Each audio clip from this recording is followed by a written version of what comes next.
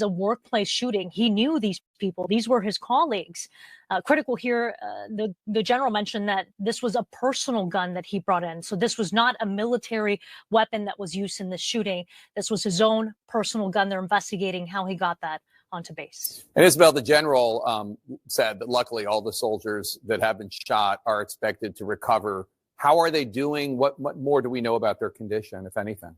Yeah, it's such great news that we heard in the midst of all of this, that the 5 soldiers who were shot, they are in stable condition. They're expected to recover. So this was a total of 5 soldiers. 3 out of the 5 required surgery. 2 of them have been moved over to a Trauma One center in Savannah. But again, all of them are expected to survive. They'll be okay.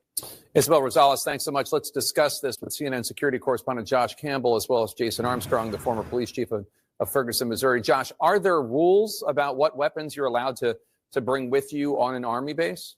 Yeah, firearms are highly regulated. In fact, but for a select group, including law enforcement, you're essentially unable to lawfully carry a firearm on a military base. In certain installations, including this one here, Fort Stewart, if a soldier brings a personal firearm on base, it has to be registered with the installation and then securely stored. You can't just carry it around with you around the base. Of course, that appears to be one of the weakest links here, is that because the individual had authorized access to the base, he was then able to come on and bring that without being searched. I know there will be people who say, well, why don't you search every vehicle before they actually get on the installation? For those who have been to a military base, particularly during rush hour, I mean, you have cars lined up for blocks sometimes. So I don't think that's actually realistic. That's just the threat here potentially. And that's why the military employs other means to try to detect insider threats.